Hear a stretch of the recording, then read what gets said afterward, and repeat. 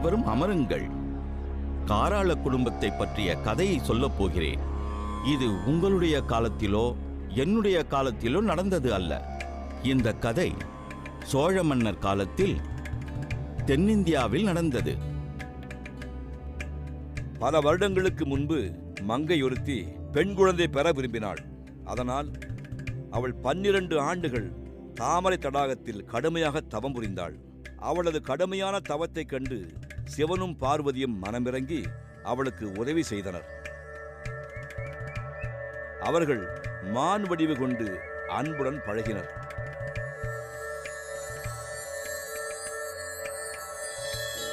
இதனால் மங்கையின் தவமும் பலனளித்தது. அவள் தாமரை பூவினில் ஒரு அழகான குழந்தையை கண்டாள். தாமரை பூவினில் குழந்தையை கண்டதால் அந்த குழந்தைக்கு தாமரை என்றே பெயர் சூட்டி வளர்த்து வந்தாள். அந்த சிறுமியிடம் பார்வதியின் சகோதரனும் சிவனின் மைத்தனனுமாகிய விஷ்ணு ஒரு தனியான பாச பிணைப்பினை கொண்டு இருந்தார். தாமரையும் வளர்ந்து பருவமங்கை ஆனாள். விஷ்ணு பகவான் தாமரையை பாதுகாத்து பல்வேறு உதவிகளை செய்து வந்தார். அது மட்டுமல்ல, குழந்தை வரம் வேண்டி கைலாய மலைக்கு தவம் புரிய சென்ற தாமரையை அவரே வழிநடத்தி சென்றார். குழந்தை இல்லாத சாபத்தை போக்க தாமரை குழந்தை வரம் வேண்டி பல ஆண்டுகள் கடுமையாக தவம் செய்தாள். தாமரையின் கடுமையான தவத்தை கண்ட சிவபெருமான் முடிவில் மனமிறங்கி 3 சிசுக்களை அவளது கருவில் சிருஷ்டித்தார். வீர புருஷர்களான பீமனும் அர்ஜுனனும் புதல்வர்களாக பிறக்க அருள் புரிந்தார் சிவபெருமான். அது மட்டுமல்ல, பெண் குழந்தை வேண்டாமா? அதனால் 7 கன்னிமார்களில் ஒருத்தியை பெண் குழந்தையாகவும் பிறக்க சிவபெருமான் அருள் புரிந்தார்.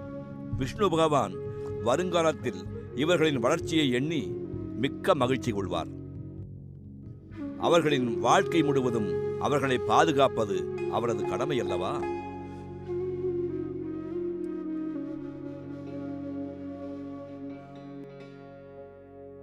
அரசன் குன்னுடையான் தன்னுடைய குலதெய்வம் செல்லாத்தாவிற்கு தினமும் 3 முறை பூஜை செய்கிறான்.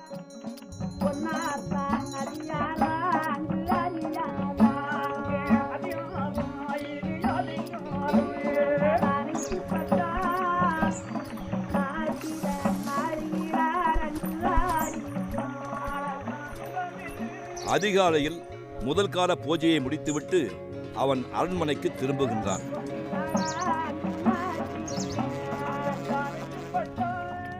சுவாமி, நான் மிகவும் மகிழ்ச்சியாக இருக்கிறேன். இறுதியாக குழந்தைகளின் சிரிப்பொலியை நாம் நமது வீட்டில் கேட்போம். தாமரை, இப்பொழுது நீ 7 மாத கர்ப்பிணி. விரைவில் நாம் 2 புதல்வர்களை பெறுவோம். நம் குடும்பத்தின் எதிர்காலத்தை அவர்கள் வரவு உறுதிப்படுத்தும். அறிவோடும் நீதியோடும் அவர்கள் ஆளப்போகும் அந்த நன்னாளை நான் எதிர்பார்த்து காத்துக் கொண்டிருக்கிறேன். 21 வருடங்களாக போராடி பொன்னிவள நாட்டின் மீது சுமத்தப்பட்டிருந்த வாரிசின்மை என்ற கொடிய சாபத்தை நாம் போக்கிவிட்டோம். இது மிகவும் மகிழ்ச்சியான விஷயம். ஆம், எனது தந்தை காலத்தில் சோழ மன்னன் ஆட்சி செய்த பகுதியில் கடும் பஞ்சம் ஏற்பட்டது. பேரரசின் அரண்மனை பசுக்களெல்லாம் அவிழ்த்துவிடப்பட்டன. அந்த அப்பாவி பிராணிகள் பசியுடன் தாங்களே தங்கள் உணவுகளை தேடி புறப்பட்டன. அவைகள் அலைந்து திரிந்து சோழ நாட்டை விட்டு பொன்னிவள நாட்டிற்கு வந்து சேர்ந்தன. அங்கு அவைகள் நமது கரும்பு தோட்டத்தை கண்டுபிடித்து தோட்டத்திற்குள் சென்று கரும்புகளை மேய தொடங்கின. அதனால் என் தந்தை கரும்புகளை பாதுகாக்க வேலி ஒன்றை அமைத்தார்.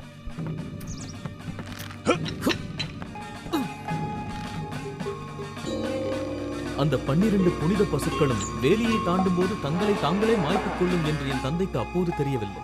இதன் காரணமாக சிவபெருமான் நமது குடும்பத்தில் 7 தலைமுறைக்கு வாரிசே இல்லாமல் போகட்டும் என்று சபித்தார்.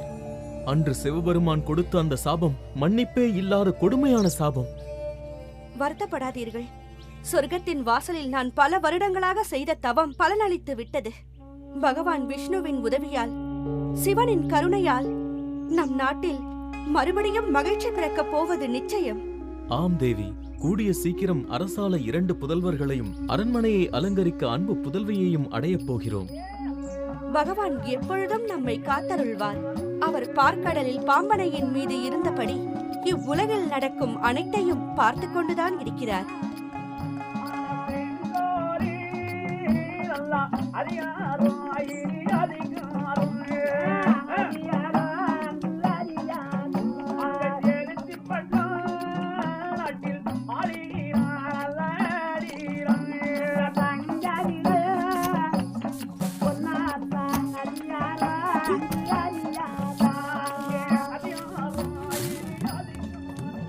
அதே சமயம் பக்கத்து நாடான தங்கமடத்தில் வாழும் பங்காளிகள் பொன்னிவள நாட்டின் நல்ல செய்தியை கேட்டு ஆத்திரம் கொண்டனர். அவர்கள் ஒன்று கூடி பிள்ளையார் கோயிலில் இது பற்றி உரையாடுகின்றனர். நீ உடனடியாக சென்று மருத்துவச்சி குப்பியை இங்கே அவசரமாக அழைத்து வா.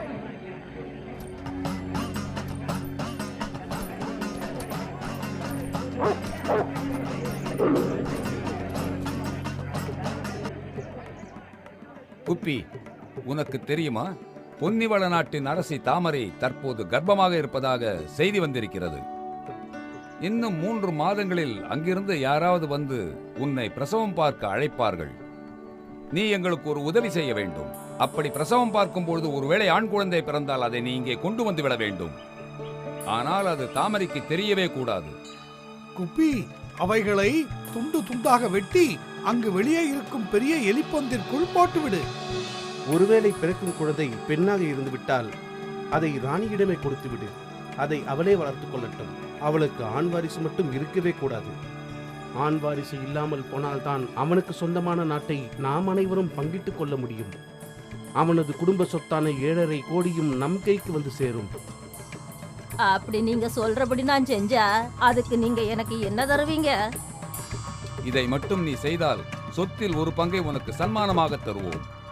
எங்கள் திட்டம் உனக்கு புரிந்ததா குப்பி? நீ எங்களுக்கு உதவுவாயா?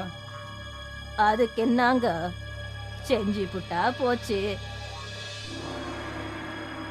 அடடா, நான் எவ்வளவோ பாடுபட்டு தாமரைக்கு ஒரு வரத்தை வாங்கி தந்தேன். அதெல்லாம் இப்போது அழிந்துவிடும் போலிருக்கிறதே. நான் உடனே பூலோகம் சென்று அவளுக்கு உதவ முடியுமா என்று பார்க்கிறேன்.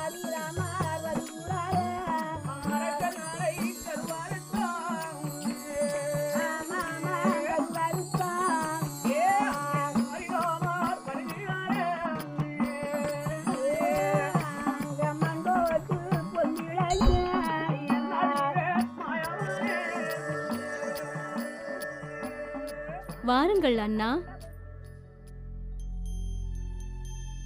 என்னை காண வந்ததின் அவசியம்?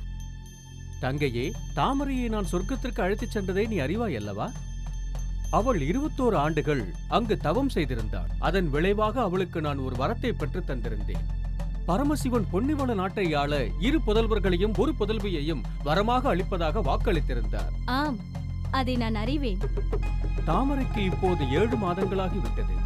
தங்கவள நாட்டில் இருக்கும் பங்காளிகள் அவள் பெற்ற வரத்தை பற்றி தெரிந்து கொண்டு விட்டனர். இப்போது அவர்கள் சிவனாரின் அருளை தடுக்க ஒரு திட்டம் போட்டிருக்கிறார்கள். நான் சொல்வதை கவனமாக கேள். அவர்கள் திட்டத்திற்கு நான் ஒரு எதிர்த்திட்டம் வைத்திருக்கிறேன். அப்படியா? நல்லதண்ணா. இன்னும் 3 மாதங்களுக்குள் உனது கோவிலுக்கும் அரண்மனையில் இருக்கும் பிரசவ அறைக்குமாக ஒரு சுரங்கப்பாதையை உருவாக்கு. குழந்தை பிறக்கும் நாளில் நீ வந்து சுரங்கப்பாதையில் காத்திரு. நானும் அங்கு மாறுவேடத்தில் இருப்பேன். நான் அழைத்ததும் நீ பிரசவ அறைக்குள் உடனே வந்துவிட வேண்டும். மேற்கொண்டு செய்ய வேண்டியவற்றை நான் பிறகு கூறுகிறேன். நீங்கள் சொல்வதை போல் செய்கிறேன் அண்ணா.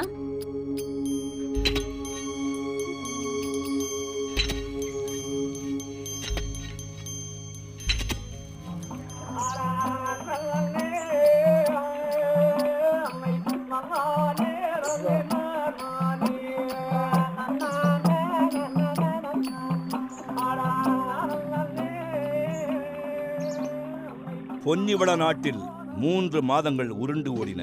தாமரையின் கர்ப்பகாலமும் நிறைவுற்றது. பிரசவ பலி துவங்கியது. பிரசவ நேரம் நெருங்கியது. என் வயிறு வலிக்கிறதே.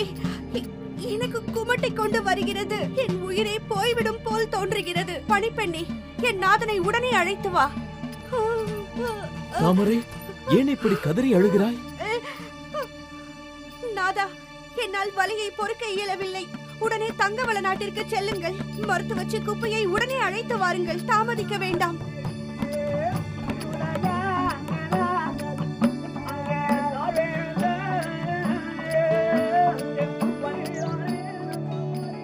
உச்சி வேளையில் தங்கவள நாட்டை குன்னுடையான் அடைந்தான். வாருங்கள் அண்ணா, வாருங்கள், வந்து இங்கு அமருங்கள். மிகவும் களைப்பாக இருக்கிறீர்கள். களைப்பாய்தான் இருக்கிறது. ஆனால் காலத்தை விரயம் செய்ய முடியாது. குப்பியை அழைத்து செல்லவே நான் இங்கு வந்தேன். இந்த கொதிக்கும் வெயிலில் நீங்கள் வந்த வேகத்தை பார்த்ததும் நாங்களும் அப்படித்தான் நினைத்தோம். வெயில் குறையும் வரை நீங்கள் காத்திருக்க கூடாதா? நீங்கள் இங்கு ஓய்வெடுங்கள். நான் சென்று குப்பையை இங்கு அழைத்து வருகிறேன்.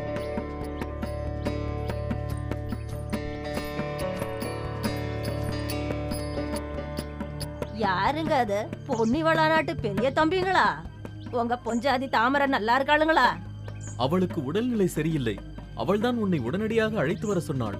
நாம் உடனே போயாக வேண்டும். ரொம்ப நல்லதுங்க. இந்தா உடனே புறப்படணுங்க. குப்பி அக்கா, நான் சொன்னது உங்களுக்கு நினைவில் இருக்கிறது அல்லவா? தாமரையை நன்றாக கவனித்துக்கொள். குழந்தை பிறக்கும் வரை அவளை நன்றாக பார்த்துக் கொள்ள வேண்டியது உன் பொறுப்பு. ஆவட்டமுங்க.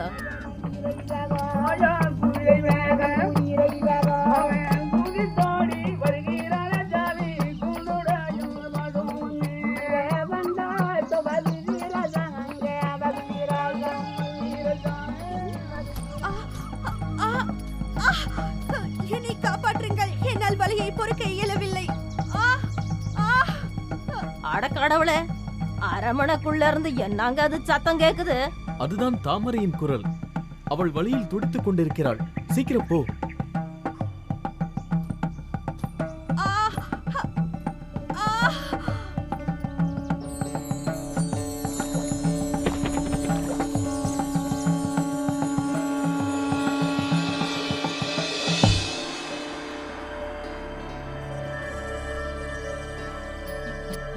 தங்கையே செல்லாத்தா, இதுதான் சரியான தருணம். நீ சுரங்கத்தின் வழியாக அரண்மனைக்கு அருகில் விரைந்து வா. காத்திரு. நான் உன்னை அழைக்கும் போது நீ பிரசவ அறைக்கு உடனடியாக வந்துவிடு. 2 ஆண் குழந்தைகளை எடுத்துக்கொண்டு நீ உருவாக்கிய சுரங்கம் வழியாக உன் கோவிலுக்குள் சென்றுவிடு. யாருக்கும் எதுவும் தெரியக்கூடாது. ஆகட்டும் அண்ணா, நீங்கள் சொன்னபடியே செய்கிறேன்.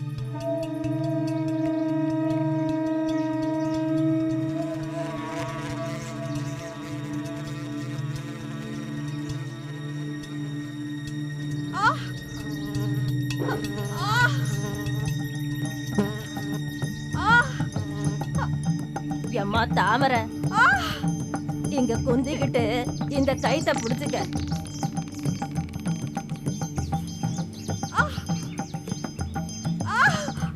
வவுத்த சுருங்குறப்ப இத புடிச்சு பலமா இழு.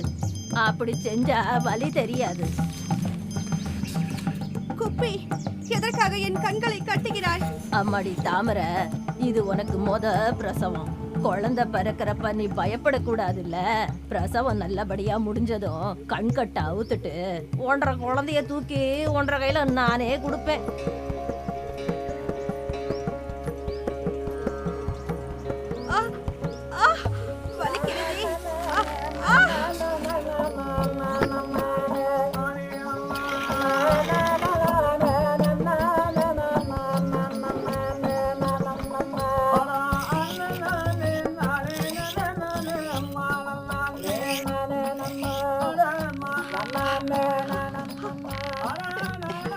ஐயோ,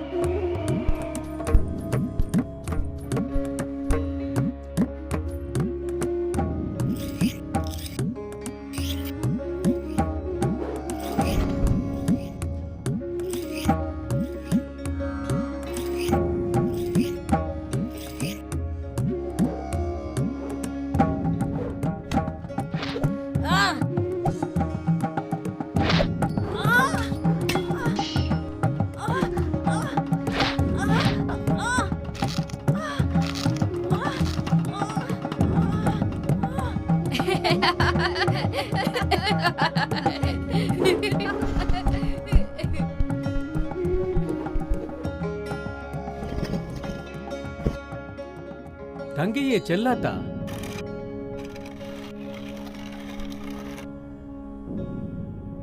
இந்த இரு பாலகர்களையும் உன் தோளில் ஏற்றிக்கொண்டு சுரங்கப்பாதை வழியாக உன் கோயிலுக்குள் சென்றுவிடு. 5 வருடங்கள் அவர்களை ரகசியமாக வளர்த்துவா. இவர்களுக்கு யானைப்பாளையம் புலிப்பாளையம் புகட்டி வலிமை உள்ளவர்களாக ஆக்கு.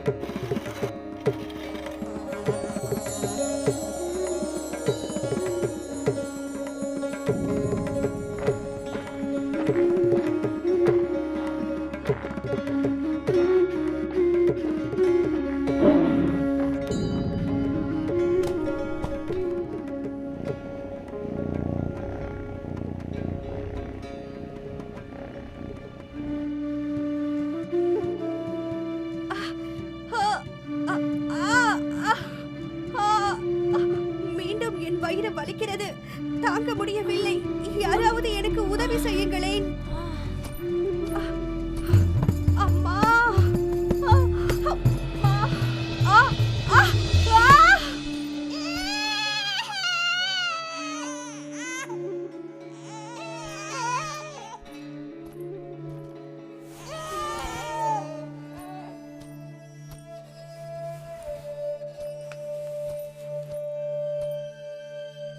கண்ணு தாமரை, 21 வருஷமா நீ செஞ்ச தவமெல்லாம் வீணா போச்சே. நீ வாங்கிக்கிட்டு வந்த வரம் பலிக்கல. உன் வயித்துல இருந்து 2 கெட்ட ஆவிக வெளியே குதிச்சுதுக. அதுவளே தொப்புள் கொடியை அறுத்துக்கிட்டு ஓடிருச்சுக. பரந்தாமா, எனக்கு துணையாக தாங்கள் இருப்பீர்கள் என்று நினைத்தேன். எனக்கு 2 பிள்ளைகள் என்ற வரத்தை நீங்கள் வாங்கி தந்ததாகவே நினைத்தேன். ஏன் என்னை ஏமாற்றி விட்டீர்கள்? ஓ பிரம்மா, அனைத்தையும் படைக்கும் நாயகனே, படைப்பின் விதியை பெரிய புத்தகத்தில் பதிப்பவனே, இந்த விதிக்கு நான் ஏன் ஆட்பட்டேன்? ஹரிராமா, பள்ளி கொண்ட பெருமானே, காஞ்சிபுரத்து வரதராஜனே, நான் இனி என்ன செய்வது? குப்பி, தாமரை ஏன் அழுகிறாள்? குழந்தை பிறக்கவில்லையா?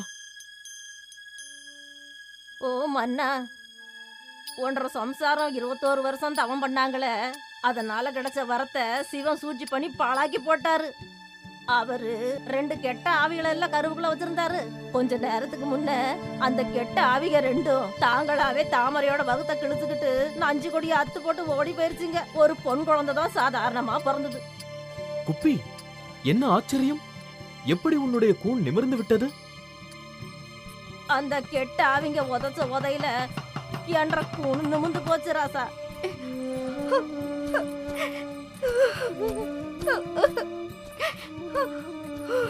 தாமரை, என் கண்ணே, அழாதே. உன் வயிற்றிலிருந்து 2 கெட்ட ஆவிகள் தப்பி சென்றதாமே, நீ அதை பார்த்தாயா? நாதா, நான் எதையும் பார்க்கவில்லை. குப்பை எனது கண்களை கட்டிவிட்டாள்.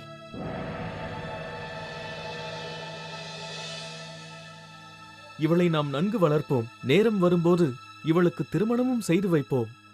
இவளுக்காக ஒரு நல்ல மணமகனை கண்டுபிடித்து விட்டால் அவனையும் இங்கேயே வைத்து பார்த்துக் கொள்வோம். பொன்னிவள நாட்டில் இவள் எப்பகுதியிலும் வசித்து இதன் வளங்களை அவள் கண்டு ரசிக்கட்டும்.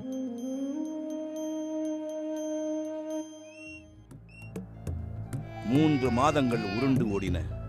அரசு தம்பதியினர் அந்த குழந்தையை அன்புடன் வளர்த்தனர்.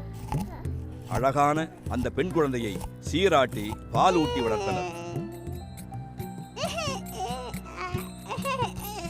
குழந்தைக்கு புண்ணிய வசனம் செய்து பெயர் சூட்டும் வைபவத்திற்கான நேரமும் வந்தது. சேவகா, நீ உடனே சென்று அந்நியப்பூரில் உள்ள பிராமணர்களிடம் நாம் அரண்மனையில் குழந்தையின் பெயர் சூட்டு விழாவை வெகு விமர்சையாக கொண்டாடப் போகிறோம் என்று சொல்லிவிட்டு வா.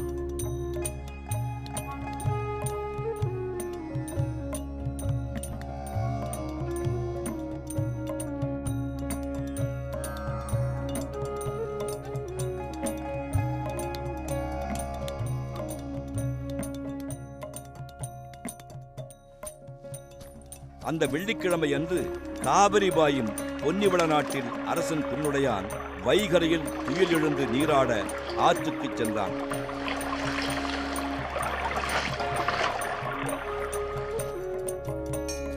பின்னர் அவரது குலதெய்வமான செல்லாத்தாவிற்கு பூஜை செய்தான்.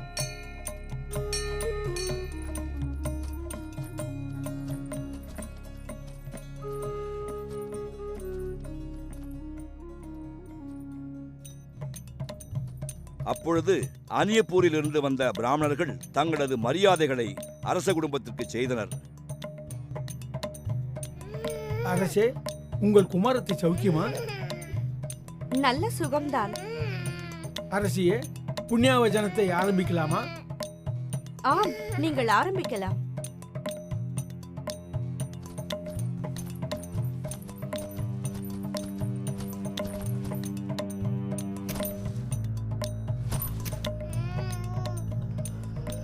वरदं विष्णु शशिवर्णं सर्वत्वजं प्रजनवदं ध्याये सर्वविघ्नोपशान्तये वाक्यसाध्यासुनजगादपाड्डहनां गग्रामेण कृत्वागदृशि अवागीकचानं चं गच्छायकनं तस्याकजोगजगन्निकालं पोतरक्षोगराजगणादिः यत्रपालचन्द्रोगचानलचन्द्रो ज्योतिर्वर्णं यरम्बो स्कन्दपरजा नानाविधपत्तरवरिवलपूषामा सुपत्पयामि समक्षुदेशेष्कार्येषु सर्वस्वरूपिके भगवान्.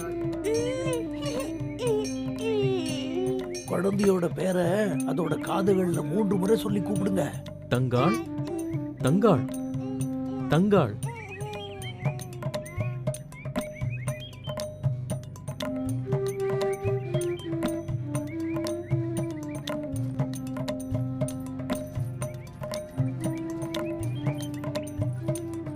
என்ற வேலை முடிஞ்சதுங்க, நான் புறப்படுறேனுங்க.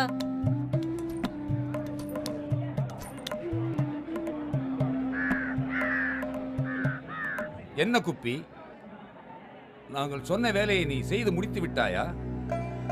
ஆமாங்க எசமா, நீங்க சொன்னாப்லயே 2 ஆம்பளை புள்ள பிறந்துச்சுங்க.